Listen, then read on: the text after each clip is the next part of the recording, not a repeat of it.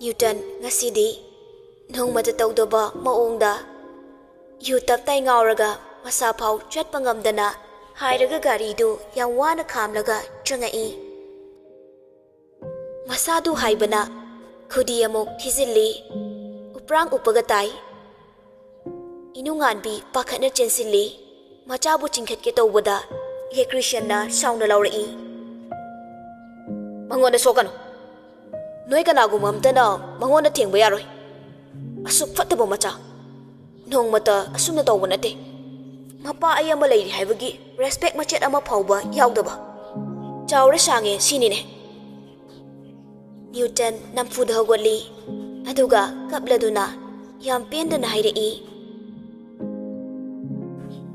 masi pumna maksigi horak famdi noini noina na chana subu fani haiduna phajinduna thamba khalakpagi nungaiba nuksiba harauba awaba kainu haiba amata khangande supnatagi lairik lairik paba matamda fazana pahani inkhalakpagi matamdusu khara khangbiramabadi ngasi oribase oiramdabasu yai Newton pendana kapli thamoigi warol kayasu haire angang machagomna nungsiba nungsiba haibado karino khanglakba mikupta aide inamse polaga leirame kugi lanfam yorame ngasi haiba numitsidagi aingonda nupi angangi wa amadi nungsinuwalgi wari hudolo aina tawba yengo asi hairaga Newton masadu chatpa ngamboi ngamdaboi hai haiduna changki ye Christian mana pokchaba macha oirabasu macha na ngangi ba wadu kakningai amata yaude makha tadana tumina lei inunganbi kapli tawraga James to onsilai atomba James mama na kawbadu tawada nungaitana ima inunganbi kapngang tawraga nangsu nupi pusalo nayambagumne nangsu matam henkini ko James mamitu laughthoklaga kaino ima awai giro ye Christian na karino mama nang namo inunganbi nongmata wa ani suna ngangjaba nupi nate ngasidi mapuroibagi chinthakta khumjabadi nate magi apambasu phongdorai moi pabo yare lairiki wase tosi si hairaga masu imungda changkhre Jamesu wakhala ma lakpo mali harauna masu mamagi matung inai moishu ngasidi wakhal nungaina dre karino haiba gyan tadre Newton gi matau uraga khanfam su khangde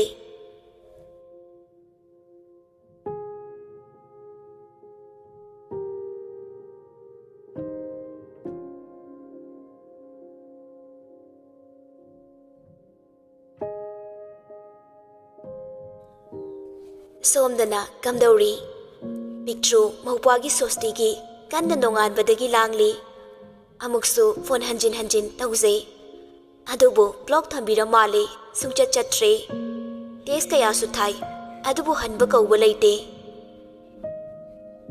dombina thoibi moila oi haibro pictru nungaitana baba phone pairakti moi baba khoida tongne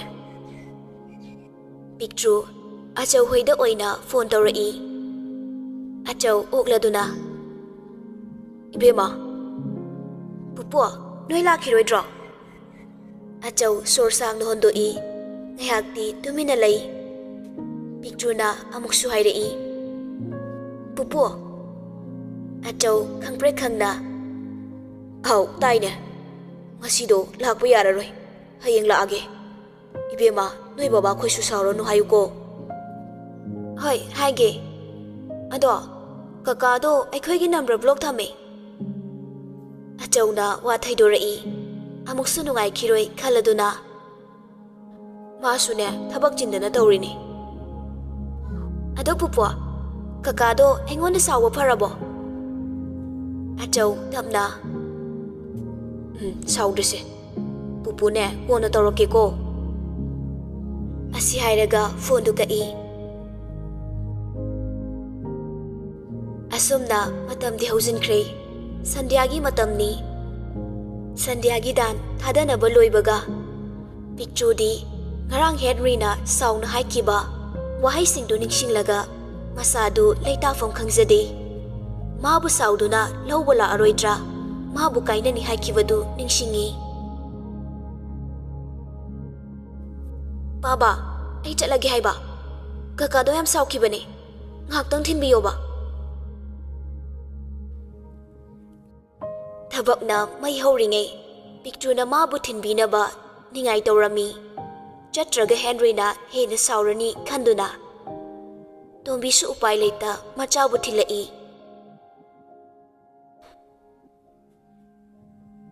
Picture hoina yum yorakpada mi yam langduna leirami. Thongal da gari kharsu khamlami. Tombi yum da mirol ga leitabaga hatu hatu hairai. Thoibi mi yam leine. Ai chalage. Yum da sune thabak yami. Noi pupu koi sune saudana ba khara hairo. Picture yum yorabada masadu inthazai harau harau na. Hoi baba ai haige.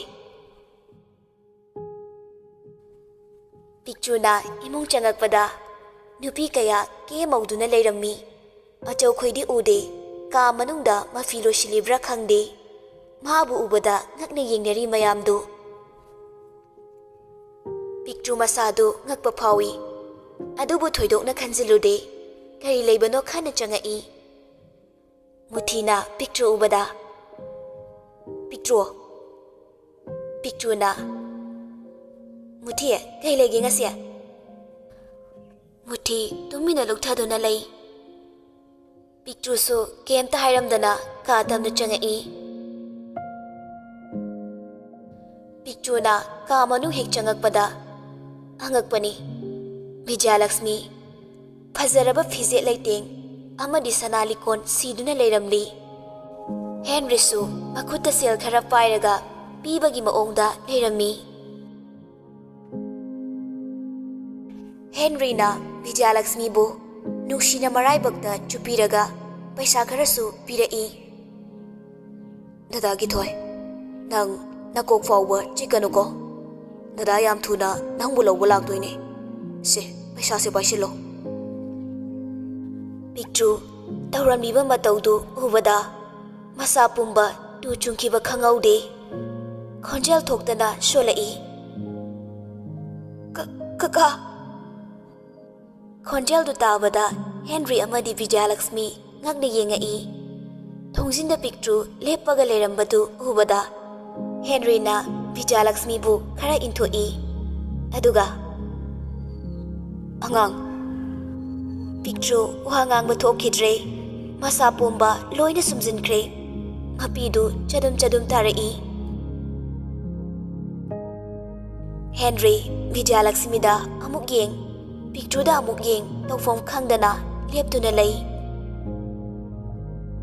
Tanjadu da lei masulai. Masungakle picture na leptuna leirambadu hubada. Adubo magi nungaitaba pumnamak phaziladuna. Chaliba thabaksi Mangol oiroi khanduna mamonok na hairai. Ibema khonjala du tabada picture laimagi manakta changsilli. Aduga marai khatpa thoktana angaubi amagum makhut masawo mapi tup taraga wa kaya tamjari. Bubok yengo kakana nupi ama koi kada pusilame. Aduga mana thoi dada yam thuna lawba lakani ga hairami. Laima yengba ngamdre picture gi mataudubu adubu onsinde mana mu onsilabadi yarare khanna Divyalaxmi da onsiladuna. Ibema khurumo adoibunga sel khara pikho. Divyalaxmi changsiladuna Henry da khurumi. Daria ai chalage yam thuna ai bulo bula oko. Henry mangaktu tingak maingak nana Picture da yengai. Picture mangaktu hairei. Haigano haibagi matagong. Henry yam tapna. Hoi, phasana chaluko. Picture mathwai sakna laimada amuksu. Bubok, kaino Kaka na haisibo. Mana aibu nungtigi yumda thinbige haise. Sigiro. Hayo bubok. Aibu yumda thinbigano. Laima sintarakliba mapidu khangzilaga ona tainana hairei. Ibema, chakto phasana chathuko. Nangna pamba porong achawbado thongobani. Naujariba Picture gi thamoida kaino khangdaba chaina amakhak pirei. Masadu haifam tawfam khangdre. Mana wa kaya ama haizei adubu tabide. Kananasu magi wa tabide. Mabu angangni karishu khangaroi haina khalibra khangde. Adubu angang oidiba Picture di hena wakhal khanjiladuna awaba haibadu oire. Picture laimagi tung inarai. Stair da laimagi mangdu chatlaga. Bubo, ayum da tindok toiro. Aduga sigi nupisi laidore hayo. Laima pakhumpi de. Picture gi wahangsu lepte sumhangi. Handakti laima sauna lawhalai. Hey, taning deko. Karino khangdemi. Ngay hakta gyan tade. Chaksa thogane tumina layo. Si hairaga Henry da amok onsiladuna. Ibungo, magi fondo piyo mukta. Picture amuksu stair dudagi ontarai. Adu ubada Henry chinsilai. Aduga laima supakatna. Ibema. Picture Chinaga mata khangdre. Fukhagolai. Aduga achawgi manakta makhonga shekpaduga chinsilli. Pupo, aibu tindok toiro. Achawsu nungaitabada loire. Haifam khangda tumina lai. Picture laimada amuk wa hangi.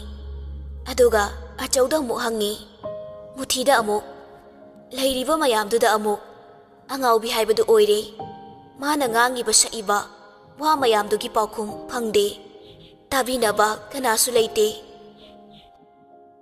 Picture Divyalaxmi gi manakta changsiladuna ningamdana yengduna. Nang kanano? Kaigi ekhoida laino. Hayo. Ayum sidai chatloi. Nang sulakano. Kaka ase aigine. Ma kana gi sunatte. Yum sida lakano. Nang nalaw balap haido kaigino. Matungda haiba yaroi nang. Divyalaxmi laithoklaga chatke tawi. Picture na magi makutu pairubada intorai. Picture makada famthai. Handakti Picture wa amata ngangkidre. Tuminna lamyaiduda famduna lai. Kanadabu yengliba mityeng no khangde. Karigumba amada michana na yengduna lairi. Milumagi pirangdi lepa laite. Ingagi nungsudagi tadana sinthari. Nauzariba Picture gi makok masadu kari khalangani. Thamoidana kari phorongani. Lairiba mayamdu angang oiriba Picture gi matau yengba ngamdre. Adubu migi mayumda khutthingsiluba yadabana upai leite tumina lainai. Achawna. Thank you ni. Chanaba tawrasi. Asi hairaga mayamdu mari thokre. Chawkraba yumduda hauzik lehoribasi Picture muthi amadi Henry khak mangaire. Muthina Picture bu themsinaba hotnai phagi kaya tawduna. Picture lawe. Cha khara charusi. Ngasigi ensang sidi maini ko. Thamoina machet tana kairabada kanagi fagino hena khoidau shiknaba oi. Mabu angangni tawriba mayamsi karishu khangaroi. Asini mayamduna khalliba. Picture kappaduna. Muthi haziki nupida kanano. Aikhoi Kakana lauba chani haise. ꯃꯣꯏꯒꯤꯁꯦ ꯆꯦꯜꯂꯛꯏꯔꯣ? ꯃꯨꯊꯤ ꯇꯨꯃꯤꯟꯅ ꯂꯩ. ꯃꯥꯁꯨ ꯌꯥꯝꯅ ꯅꯨꯡꯉꯥꯏꯖꯗꯦ ꯄꯤꯛꯇ꯭ꯔꯨꯒꯤ ꯈꯟꯕꯗ. ꯄꯤꯛꯇ꯭ꯔꯨ ꯑꯃꯨꯛꯀꯁꯨ ꯃꯨꯊꯤ ꯀꯅꯥꯅꯣ ꯍꯥꯏꯕꯅꯤ? ꯍꯟꯗꯛꯇꯤ ꯃꯨꯊꯤꯅ ꯑꯩ ꯑꯁꯣꯝꯗꯅꯦ ꯏꯁꯤꯡ ꯊꯥꯡꯒꯠꯂꯝꯕꯅꯤ. ꯑꯝꯇ ꯌꯦꯡꯉꯨꯒꯦ. ꯄꯤꯛꯇ꯭ꯔꯨ ꯑꯃꯨꯛ ꯍꯦꯟꯔꯤꯕꯨ ꯌꯦꯡꯉꯛꯏ. ꯑꯗꯨꯕꯨ ꯍꯦꯟꯔꯤꯗꯤ ꯂꯩꯔꯝꯗ꯭ꯔꯦ. ꯀꯥꯔꯣꯝꯗ ꯑꯣꯏꯅ ꯆꯪꯉꯛꯏ. ꯍꯦꯟꯔꯤ ꯐꯃꯨꯡꯗ ꯐꯝꯗꯨꯅ ꯂꯩꯔꯝꯃꯤ. ꯁꯤꯗꯁꯨ ꯅꯠꯇꯦ, ꯐꯃꯨꯡꯗꯨꯗ ꯕꯤꯗ꯭ꯌꯥꯂꯛꯁꯃꯤꯅ ꯁꯦꯠꯂꯝꯕ ꯐꯤꯔꯣꯟ ꯆꯥꯔꯣꯟ ꯀꯌꯥꯁꯨ ꯂꯩꯔꯤ. ꯄꯤꯛꯇ꯭ꯔꯨ ꯄ꯭ꯔꯞ ꯆꯦꯟꯁꯤꯜꯂꯛꯇꯨꯅ ꯍꯦꯟꯔꯤꯒꯤ ꯃꯥꯡꯗ ꯂꯦꯞꯇꯨꯅ ꯀꯞꯊꯣꯔꯛꯏ. ꯀꯀꯥ, ꯉꯁꯥꯏꯒꯤ ꯅꯨꯄꯤꯗꯨ ꯂꯥꯛꯄꯩꯔꯥ ꯑꯩꯕꯨ ꯌꯨꯝꯗ ꯊꯤꯟꯕꯤꯒꯦ ꯍꯥꯏꯅ ꯇꯠꯇꯅ ꯍꯥꯏꯔꯤꯕꯗꯣ? ꯍꯦꯟꯔꯤ ꯈꯨꯝꯐꯝ ꯈꯪꯗ꯭ꯔꯦ. ꯃꯀꯣꯛꯇ ꯃꯈꯨꯠꯇꯨ ꯍꯥꯞꯂꯗꯨꯅ ꯂꯨꯛꯊꯔꯒ ꯂꯩ. ꯍꯥꯏꯌꯨ ꯀꯀꯥ, ꯅꯪ ꯑꯩꯕꯨ ꯅꯨꯡꯁꯤꯗꯕ꯭ꯔꯥ? ꯑꯩꯕꯨ ꯄꯥꯝꯗꯕ꯭ꯔꯥ? ꯑꯩꯁꯨ ꯈꯪꯉꯤ. ꯑꯩꯕꯨ ꯁꯛꯊꯤ ꯍꯥꯏꯗꯨꯅ ꯀꯀꯥꯅ ꯃꯁꯛ ꯐꯖꯕꯤ ꯑꯃ ꯊꯤꯔꯤ ꯅꯠꯇ꯭ꯔꯥ? ꯍꯦꯟꯔꯤ ꯅꯨꯡꯉꯥꯏꯇꯅ. ꯑꯉꯥꯡ. ꯄꯤꯛꯇ꯭ꯔꯨ ꯈꯨꯝꯕ ꯉꯝꯈꯤꯗ꯭ꯔꯦ. ꯃꯈꯥ ꯑꯗꯨꯗ ꯉꯦꯛꯐꯝ ꯊꯩ. ꯀꯥꯡꯊꯣꯟꯗꯨꯗ ꯉꯥꯔꯒ ꯍꯥꯏꯐꯦꯠ ꯉꯥꯛꯄꯣꯏ ꯇꯧꯔꯒ ꯀꯟꯅ ꯊꯃꯣꯏ ꯁꯣꯛꯅ ꯀꯞꯂꯤ. ꯄꯤꯛꯇ꯭ꯔꯨ ꯃꯁꯥꯗꯨ ꯇꯧꯐꯝ ꯈꯪꯗ ꯍꯤꯛ ꯍꯤꯛ ꯂꯥꯎꯅ ꯀꯞꯂꯤ. ꯍꯦꯟꯔꯤ ꯍꯧꯖꯤꯛꯇꯗ ꯅꯤꯡꯉꯝꯗꯕ ꯀꯌꯥ ꯂꯥꯛꯏ. ꯃꯈꯨꯠꯇꯨ ꯐꯛꯂꯥꯡꯗꯨꯗ ꯀꯟꯅ ꯊꯥꯖꯤꯜꯂꯤ. ꯄꯤꯛꯇ꯭ꯔꯨꯒꯤ ꯃꯇꯧ ꯎꯔꯒ ꯀꯔꯤꯕꯨ ꯈꯜꯂꯕꯅꯣ ꯈꯪꯗꯦ. ꯍꯦꯟꯔꯤ ꯍꯥꯟꯅꯒꯤ ꯄꯤꯛꯇ꯭ꯔꯨꯒꯤ ꯐꯣꯟꯗꯨ ꯂꯧꯊꯣꯛꯂꯒ ꯄꯤꯔꯛꯏ. ꯑꯉꯥꯡ, ꯁꯦ.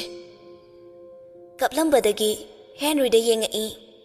ꯄꯤꯔꯛꯂꯤꯕ ꯐꯣꯟꯗꯨ ꯎꯔꯒ ꯄꯤꯛꯇ꯭ꯔꯨ ꯍꯦꯟꯅ ꯃꯁꯥꯗꯨ ꯆꯥꯛꯄ ꯍꯦꯟꯒꯠꯂꯛꯏ. ꯀꯩꯒꯤ ꯐꯣꯟꯅꯣ? ꯀꯀꯥ, ꯑꯩ ꯐꯣꯟꯁꯦ ꯀꯩꯗꯧ ꯍꯥꯏꯕꯅꯣ? ꯀꯞꯀꯅꯨꯁꯦ, ꯐꯣꯟꯁꯤ ꯄꯥꯏꯌꯨꯁꯦ. ꯋꯥꯍꯩꯗꯨ ꯇꯥꯕꯗ ꯅꯪꯍꯧꯗꯦ. ꯄꯤꯛꯇ꯭ꯔꯨꯅ ꯐꯣꯟꯗꯨ ꯂꯥꯛꯇꯅ ꯂꯪꯉꯤ. ꯑꯗꯨꯒ ꯑꯃꯨꯛ ꯆꯪꯁꯤꯜꯂꯒ ꯈꯣꯡꯄꯥꯛꯅ ꯆꯕꯦꯠ ꯆꯕꯦꯠ ꯅꯦꯠꯂꯤ. ꯐꯣꯟꯁꯤꯒꯤ ꯀꯥꯟꯅꯕ ꯑꯩꯉꯣꯟꯗ ꯂꯩꯇꯦ. ꯀꯩꯒꯤ ꯐꯣꯟꯁꯦ ꯑꯩꯉꯣꯟꯗ ꯄꯤꯔꯤꯅꯣ? ꯑꯩ ꯀꯩꯗꯧ ꯍꯥꯏꯕꯅꯣ? ꯑꯗꯨꯗꯤ ꯅꯪꯅ ꯄꯥꯝꯃꯤꯁꯤ ꯀꯩꯅꯣ? ꯑꯩꯅ ꯅꯪꯉꯣꯟꯗ ꯀꯔꯤ ꯄꯤꯔꯒ ꯅꯪ ꯀꯞꯄ ꯇꯣꯛꯀꯅꯤ? ꯄꯤꯛꯇ꯭ꯔꯨ ꯍꯦꯟꯅ ꯅꯨꯡꯉꯥꯏꯇꯕ ꯐꯥꯎꯏ. ꯃꯥꯕꯨ ꯑꯉꯥꯡꯅꯤ ꯍꯥꯏꯗꯨꯅ ꯄꯣꯠꯁꯛ ꯑꯃꯅ ꯃꯥꯒꯤ ꯅꯨꯡꯉꯥꯏꯇꯕ ꯃꯍꯨꯠ ꯁꯤꯟꯕ ꯌꯥꯔꯅꯤ ꯃꯇꯥꯒꯨꯝ. ꯀꯀꯥ, ꯀꯩꯒꯤꯅꯣ ꯑꯩꯕꯨ ꯑꯁꯨꯛ ꯅꯨꯡꯁꯤꯗ꯭ꯔꯤꯕꯁꯦ? ꯑꯩ ꯀꯩꯁꯨ ꯄꯥꯝꯗꯤꯌꯦ. ꯀꯀꯥ ꯈꯛꯇꯪ ꯄꯥꯝꯃꯤ. ꯑꯩꯒꯤ ꯏꯐꯝꯗ ꯀꯀꯥꯗꯒꯤ ꯍꯦꯟꯕ ꯀꯅꯥꯁꯨ ꯂꯩꯇꯤꯌꯦ. ꯋꯥꯍꯩꯗꯨ ꯇꯥꯕꯗ ꯍꯦꯟꯔꯤ ꯆꯪꯁꯤꯜꯂꯛꯏ. ꯑꯗꯨꯒ ꯄꯤꯛꯇ꯭ꯔꯨꯕꯨ ꯀꯣꯟꯁꯤꯜꯂꯛꯏ. ꯄꯤꯛꯇ꯭ꯔꯨꯁꯨ ꯍꯦꯟꯔꯤꯕꯨ ꯅꯨꯡꯁꯤꯅ ꯀꯣꯜꯂꯛꯏ. ꯀꯀꯥ, ꯑꯩ ꯅꯪꯕꯨ ꯌꯥꯝ ꯅꯨꯡꯁꯤꯌꯦ. ꯑꯩꯕꯨ ꯊꯥꯗꯣꯛꯄꯤꯒꯅꯨ. ꯑꯩꯕꯨ ꯑꯉꯥꯡꯅꯤ ꯍꯥꯏꯗꯨꯅ ꯁꯥꯟꯅꯔꯤꯕ꯭ꯔꯥ? ꯑꯩ ꯈꯪꯕ ꯌꯥꯝ ꯋꯥꯏꯌꯦ. ꯉꯔꯥꯡꯁꯨ ꯑꯩ ꯇꯨꯝꯗꯦ. ꯀꯀꯥꯅ ꯂꯧꯕ ꯂꯥꯛꯅꯤ ꯍꯥꯏꯔꯒ ꯂꯥꯛꯁꯨ ꯂꯥꯛꯇꯦ. ꯑꯩ ꯀꯀꯥꯅ ꯁꯥꯎꯔꯝꯂꯅꯤ ꯈꯟꯕꯗ ꯌꯥꯝ ꯋꯥꯏꯌꯦ. ꯍꯦꯟꯔꯤ ꯄꯤꯛꯇ꯭ꯔꯨꯕꯨ ꯊꯦꯝꯖꯤꯟꯕꯤ. ꯑꯉꯥꯡ, ꯁꯦ ꯀꯀꯥ ꯁꯣꯏꯈ꯭ꯔꯦ. ꯃꯁꯤꯗꯤ ꯇꯥꯏꯕꯪꯗ ꯆꯠꯅꯗꯕ ꯅꯠꯇꯤꯌꯦ. ꯀꯩꯝꯇ ꯈꯟꯒꯅꯨ. ꯃꯥ ꯂꯥꯛꯑꯁꯨꯅꯦ, ꯑꯩꯅ ꯅꯪꯕꯨ ꯅꯨꯡꯁꯤꯕꯗꯤ ꯀꯩꯁꯨ ꯆꯥꯡ ꯇꯥꯔꯣꯏꯌꯦ. ꯄꯤꯛꯇ꯭ꯔꯨꯅ ꯍꯦꯟꯔꯤꯕꯨ ꯏꯟꯊꯣꯔꯛꯏ. ꯑꯗꯨꯒ ꯀꯀꯥ. ꯇꯟꯖꯥꯗꯨꯗ ꯍꯦꯟꯔꯤꯒꯤ ꯀꯣꯜ ꯑꯃ ꯂꯥꯛꯏ. ꯕꯤꯗ꯭ꯌꯥꯂꯛꯁꯃꯤꯅ. ꯙꯥꯔꯤ. ꯍꯦꯟꯔꯤ ꯄꯤꯛꯇ꯭ꯔꯨꯗ ꯍꯥꯏꯐꯦꯠ ꯌꯦꯡꯉꯛꯏ. ꯑꯗꯨꯒ ꯇꯥꯏꯌꯦ. ꯑꯩꯒꯤ ꯕꯦꯛ ꯂꯩꯍꯧꯔꯦ. ꯆꯦ ꯆꯥꯡ ꯈꯔꯁꯨ ꯌꯥꯎꯈꯤꯕꯅꯦ. ꯍꯌꯦꯡ ꯑꯝꯇ ꯊꯤꯟꯕꯤꯔꯛꯑꯣ. ꯊꯤꯜꯂꯛꯀꯦ. ꯊꯝꯃꯦꯀꯣ. ꯍꯣꯏ, ꯍꯣꯔꯦꯟ ꯇꯧꯔꯛꯑꯣꯀꯣ. ꯁꯤ ꯍꯥꯏꯔꯒ ꯐꯣꯟꯗꯨ ꯊꯝꯈ꯭ꯔꯦ. ꯄꯤꯛꯇ꯭ꯔꯨ ꯃꯃꯤꯠꯇꯨ ꯄꯨꯡꯆꯣꯠ ꯆꯣꯠꯂꯗꯨꯅ ꯌꯦꯡꯗꯨꯅ ꯂꯩ. ꯍꯦꯟꯔꯤꯁꯨ ꯄꯤꯛꯇ꯭ꯔꯨꯒꯤ ꯃꯇꯧ ꯎꯕꯗ ꯃꯃꯥꯏꯗꯨ ꯂꯩꯊꯣꯛꯂꯒ ꯄ꯭ꯔꯞ ꯄ꯭ꯔꯞ ꯊꯣꯛꯈ꯭ꯔꯦ. ꯄꯤꯛꯇ꯭ꯔꯨꯗꯤ ꯊꯃꯣꯏ ꯁꯣꯛꯅ ꯀꯞꯆꯔꯤ. ꯃꯇꯝꯗꯤ ꯁꯨꯃꯧꯈꯤ. ꯂꯩ ꯃꯈꯣꯏꯁꯨ ꯍꯜꯂꯛꯂꯦ. ꯏꯃꯨꯡꯗꯨ ꯇꯨꯐꯛ ꯇꯨꯐꯥꯏ ꯆꯟꯗꯨꯅ ꯂꯩꯅꯔꯤ. ꯑꯆꯧꯅ, ꯃꯨꯊꯤ, ibe machak chakrabo muthi nungaitana palchau chau haiba yadi lei masu nungaitana kaino aikoina hujik tawgadaba sibo ai gyan taadre Henry yam tapna ima picture do amda thembiu lei mana sound hairei masi pomda maksigi horak pomdi nangni ne nangna fatabadagi thoan mangaktani wakhala duk yaudaba ima sidi accident gumane aikoina hokhraba sida mind toraga kaibu kanane achawna khon kalapna hairei ibungo aina tagi haina tabani nangna nupi machaduga makhongna thongaga chatlaga accident haiba yabra masibu chatnaba yabo wara nattene nangbu mina thangaga pubra baba ai hojik kai dau haibano natraga mabu divorce tau haibro achaw mami tu khuziladuna kanabo Henry sorsang no hondoi kemda thawa sadabagi maongda mapana hangiba wahangdugi pakhum pirei picture bone baba madi angang sukhara oire aduna laik lai sukhara tamhalaga mayumda thamkibana pharoidro wadu loiba nangde achawna sangsilaktuna Henry gi mamaida khupakna thajilli adok tukachaba wakhal ahi maki chana adumba wahi Henry mamaiduna laga baba ahi mabu tanthoke haiba makti nati khana si haibani sida nate masu phone pairaga nupada hada yam wawi picture tungdagi kapladuna kaka kaigino ai boduk lana khalliba aini yumsida leibase kaka yam nuaitabro ai butang thoke haibasi pau khaliba ngasidi picture pendabana yomle angagni kaishu khalaroi haibasigi wakhalda mayamna tawribadu ai bo angagni haiduna sana pot lai phani bidawna khanbro ai sumini kaka no holi basordo ai su holi ai su chak chai chamane angang oire basu ai pumna makhange ai angaw binati aduga khenari ba haibabu aina lairabi kaka na nungai ai phaba masinero ai bu mi oina udriba Henry kemta khumde mamai du laithok laga leiri picture khang mangamdre numidangi matamni haiba amata khangda kai yumadu thadok laga chenki mayamdu ngakna yengnari achaw pakhatna haima angang si chenkre phatanungda thokpa tari amukta tano Henry su pakhalai yam thuna picture butanai angang tabro kaka wa haigise kaidano angang picture matho maram khangdana amambaduda karisu khantaba tawdana machinda su solai leiti aigi wa tabinaba kana su leite mani aidi lairabini aduna mi oina uba ngamdabani ai bo angangni kaisu khangaroi matagum khallibani moina phawriba wabadudagi angang amani hena phawi haibase moi khangde aigi ma ipa natana aina sikibada kana na suthibiraknaba aigi mi leiroi achaw kaisu kana thiri leima muthi su yauna Henry su pakhatli baba leiti karom chen kibano khangawdre